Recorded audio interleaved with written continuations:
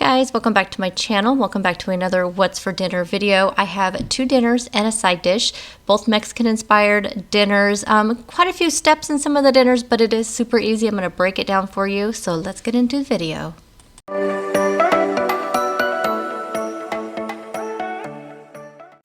As always, I will have the original recipes down below. Sometimes I tweak a few things here and there, but I'm sure most people do when they are cooking.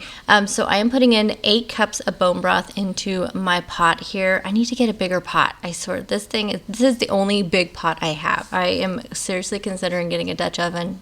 I know I talked about that before.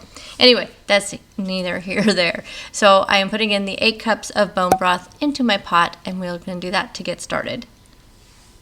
This is probably my favorite step of this recipe. So I do this a lot with soups, and this recipe did have the same step in here. So we are going to put some of this stuff into a blender and blend it up. So we have some onion here. We have a can of diced tomatoes. Don't drain it or anything.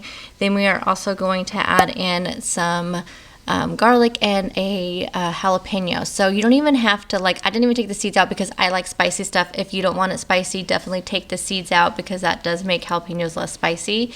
But I just left them all whole because I love the spice. And then some garlic, and then we are going to blend this up, and this kind of makes your soup thicker, plus it adds a lot of flavor when you do this. Like I said, I do this with a lot of different soups and stews, so you want to just blend until it's nice and smooth, and then we are going to pour that into the pot. As you can see here, my broth is starting to boil, and then we're going to add in that mixture, get it all in there, and then we're going to start adding in the rest of the ingredients. So you can use whatever vegetables you want in here. I am using a little bit of carrot, not a whole lot, so I'm putting some carrot in there, some chopped up celery. Give that a good stir, and then we're going to start adding in the spices. I believe I used about a teaspoon of all the spices except for the oregano. The oregano, it called for a 1/4 cup of dried oregano. Seemed like a lot, but it worked, so I did not question it. We're going to do some chili powder. This is actually 1 teaspoon of chili powder. We'll do a teaspoon of coriander. Hey, that coriander has come in handy. I've used it like 3 times now since I bought it. A teaspoon of ground cumin, and then some salt and pepper, of course. And then you want to stir, give that a good stir, and we're going to add in our chicken. So you're just going to put raw chicken right into this. So we're going to do, it called for 2.5 pounds, but I just did an entire package of the Costco chicken breasts. You know, you can get the ones that cuts up into little separate little things. So I went ahead and just put a whole package of those in there. So you're going to put those in there. This is starting to boil, so we're going to add in a can of rotel tomatoes. So you can use the mild, the spicy. I had the mild already on hand. Give that a good stir. So what we're going to do now is bring this to a boil, and then we're going to cover it. But you want to vent it a little bit. I'm not sure that's what the recipe said to do, so that's what I did. And we're going to let this cook until the chicken is all cooked through, which will take somewhere around 25-30 minutes depending on how much chicken. You want to take the chicken out, shred it up, and then we're going to put it back into the pot. Oh my gosh, doesn't that look good? I have to tell you guys, this was one of my favorite chicken tortilla recipes. I have made several, but this was definitely one of my favorites, and it made fantastic leftovers. It really did. So I'm putting that chicken back in there, and then I'm going to serve it up. So for me, I served it up with some avocado, some cilantro. I put these homemade tortilla strips. I showed you guys how I made these in my meal prep video a couple weeks ago. Yes, this was definitely a keeper recipe. Highly recommend. So I will have the original recipe linked down below. Jumping right into the next recipe, this is going to be an arroz con pollo. I was so excited for this meal. Okay, so I have some chicken thighs in here. They're boneless chicken thighs, boneless, skinless chicken thighs. I have some sazon. Is that how you say it? Sazon? I don't know how you say it. Never used this before. So you want to take a 1/2 teaspoon of the sazon, and you want to go ahead and sprinkle it all over your chicken. We're going to add in just like a dash of apple cider vinegar. And then also, it calls for adobo seasoning, but I didn't have any, so I looked up what adobo seasoning was, and it basically was like paprika, cumin, I can't really think, maybe chili powder. So I don't know, if you guys can find some adobo seasoning, you can use that. But I just kind of threw some spices in there. It's a garlic powder, the paprika, and a little bit of onion powder. So just kind of mix it up, whatever you want to do. I think the Sazon, I'm going to say that different every single time, is probably the main like star of this show, but I did put in some cumin as well. So again, whatever you want to do, but you can look up adobo seasoning and it does tell you what goes in it, and it must have had a little bit of oregano in that too. I'm just going to kind of mix that around a little bit, and then this needs to sit for about 10 minutes. We're going to let it sit there and kind of marinate in its juices for a little bit, and then in the meantime I'm going to go ahead and get my skillet nice and hot. So it also calls for a ground up bouillon cube, and so I'm just taking a bouillon cube, I smashed it up, putting it in to some hot water. You can see it like sizzling away. You could probably use that better than bouillon too. I did not even think about that until my friend Kristen mentioned it either in a text message or in a comment that she uses the better than bouillon. I forgot about that. That would be great for these kind of recipes. Okay, I have my skillet here. I'm going to add in a little bit of oil, and then we are going to start getting that chicken nice and crispy. Look how red this chicken turned out to be. I think it's a combination of the paprika and that Sazon stuff is like almost like a pinkish orange color. Very strange. Anyway, so now my skillet is nice and hot with that avocado oil. I'm going to put all the chicken on there. We're going to brown it like 5 minutes on each side. We're not cooking it through, obviously. We're just getting it nice and brown, and that's just to get a good sear on it. So we're going to do that on each side, and then we'll go ahead and pull them out of the skillet and put them on this plate, and we'll be ready for the next step.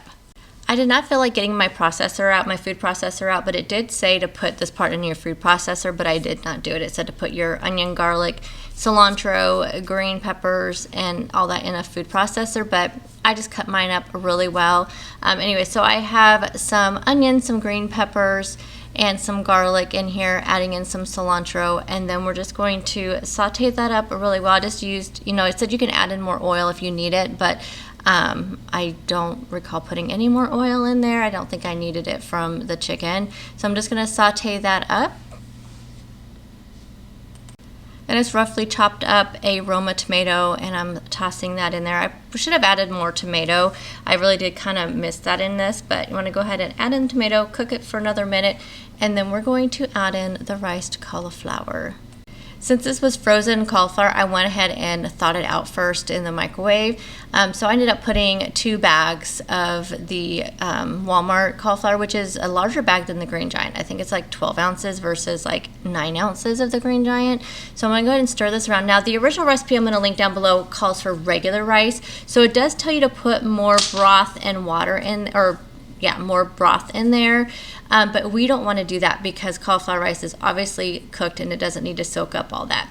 Now it does say to put the rest of the package of the Sazon in there, so I went ahead and did that, and this is also where we're going to put that bouillon cube broth in there. I don't see why you can just use regular chicken broth for this. Maybe the bouillon cubes are a little bit stronger flavor. I don't know, but this had awesome flavor, you guys. It was so good. So I just recommend doing it however the recipe says. So I did about half of the amount of water. What I ended up doing, I think it called for 4 cups of water. I just did about a full cup of water, but I just kind of slowly poured it in there, and the full cup was definitely plenty of water.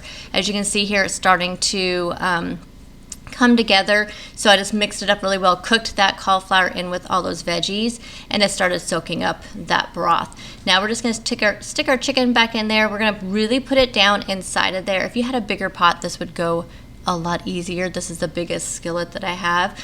Again, I think this is why a Dutch oven would have been fantastic. Anyway, so I'm just going to kind of shove that in there because we need to cook this chicken. So you really want to go put it down deep inside the cauliflower rice. And I just ended up kind of just scooping the rice kind of on top of it. And then you want to cover it. But I don't have a lid that fits this pan, so I just put a thing of foil on there because I want to have a good seal so that chicken cooks. So I just put a piece of foil on top, added the biggest lid that I had, and put it on there. And this needs to cook for about 20-25 minutes until that chicken's cooked through. And this is what it looked like when I took the foil off. Doesn't that look amazing? You guys, I cannot just tell you how fantastic this recipe was.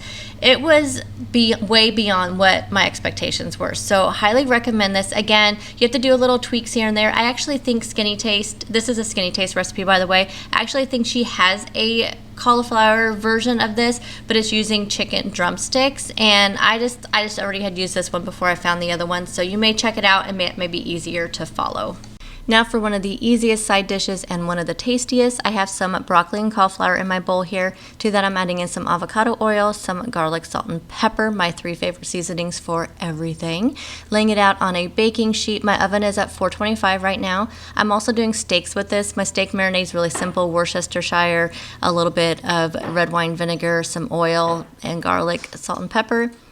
Laying everything out, going into the oven for 25 minutes, cooking my steak on my grill here. Doesn't that look amazing? Oh my gosh, so good. I love this grill. I love it. And so then once the vegetables are done, you're going to take those out. We're going to add on some cheese, some bacon, some green onions. This is going back into the oven for about 10 minutes until the cheese is nice and toasty. And then you're going to have this. This is like a sheet pan loaded broccoli and cauliflower dish. So good. You guys, and it makes really good leftovers. So highly recommend this one as well. Well, thank you guys so much for taking time out of your day to watch this video. I will have all the recipes linked down below, and I will see you guys in the next one. Bye guys.